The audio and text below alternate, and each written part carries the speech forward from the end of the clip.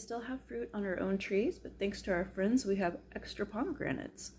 And my ball, Complete Book of Home Preserving, has a recipe for pomegranate jelly and also for pomegranate syrup.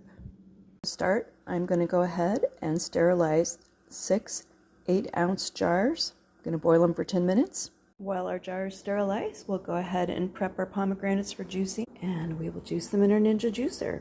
Once slicing the hard parts off, I actually find it easier to work with the tendrils in the bowl. The tendrils don't go flying all over the counter while I'm working with them. We don't want to waste any.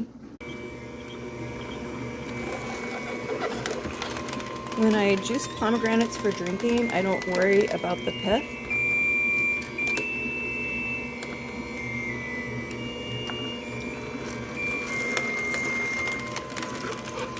But when I'm juicing for making this jelly, I'm going to get as much of the pith off as possible because I feel like that could make it cloudy. We will need 3½ cups of this beautiful pomegranate juice. As I peel the pomegranate, I'm putting the skin for the pomegranates in my electric composter bin. Gonna make some great compost. Once we have all our pomegranate juice, we're gonna want to whisk in our pectin.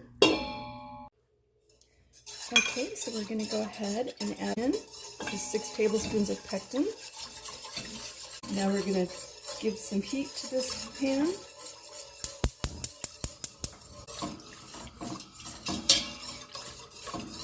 This is really pretty easy to make.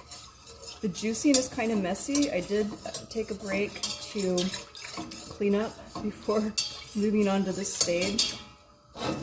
And it's hard for me to get a good angle with my tripod. Unfortunately, it doesn't want to hold the angle, but I think you can see just enough of this. All right, so this is now boiling, and we're gonna go ahead and add our sugar. 5 cups of sugar.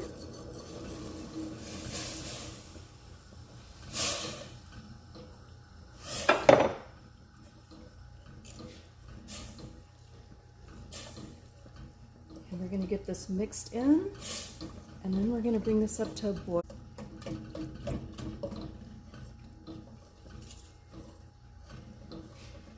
And while I've been working on this, I've kept my water hot that I sterilized the jars in. I've had the best success with jams and jellies when I've kept the water hot so that they're not sitting for a lengthy period of time in hot water waiting it to get to a boiling point. Look at how red this is. This is just beautiful. And I'm having to prop my phone against the microwave on the stand because the stand won't hold the camera at the angle that it needs to be at in order to film. I guess the weight of the camera is too heavy for the tripod. Right, our sugar is dissolved and we're just waiting for this to come up to a boil, a high boil, and then we'll set our timer for 1 minute. All right, our phone is off the tripod. This is much easier. Look at how beautiful this color is. I've lowered the heat just a little bit. Another thing you have to be very careful of when you're making jams and jellies, when you get your jam and jelly to a high boil, the volume can increase rapidly and it can literally overflow your container. So just be very careful with your high boil. You want to have a high boil, but you don't want to overflow your container. Okay, we're going to go ahead and set our timer for 1 minute. You see the volume is increasing. Just keep stirring this. I really love these old electric pressure cooker inserts. These things are fabulous for making jams and jellies in. They have a really thick steel bottom, and so it's easier to avoid burning. It just works really well. Never throw those away. They are easily repurposed. The timer is going off, heat off, timer off. And let's go ahead and ladle our jelly into our half-pint jars. These canning funnels are wonderful. So this recipe said it made almost 6 half pints, and I actually got about 8. Normally I boil extra jars. This time I didn't, since I was following a ball recipe. I assumed it would be perfect. I don't think I made any mistakes with my measurements, but what I'm doing right here is I'm wiping the rims with a paper towel that has vinegar on it.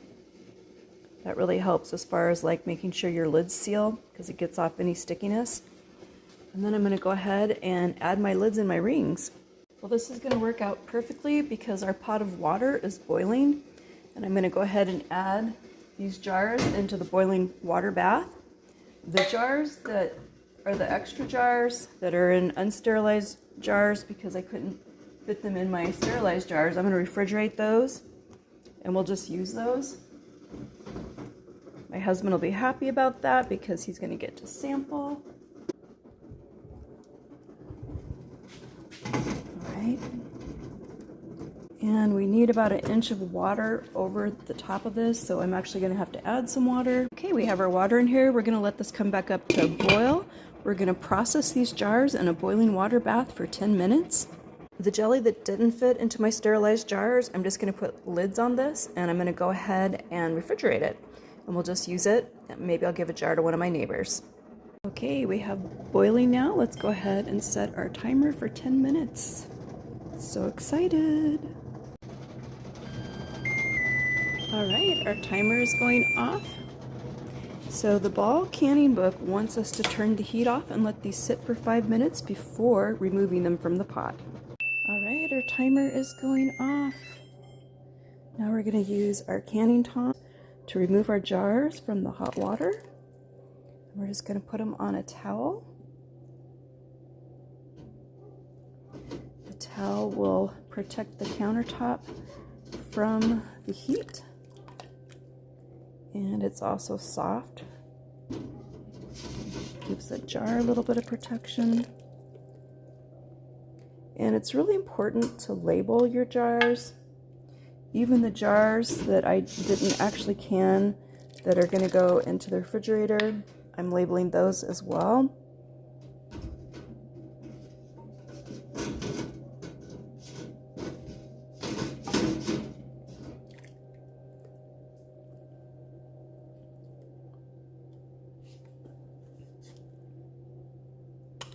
Let's see here.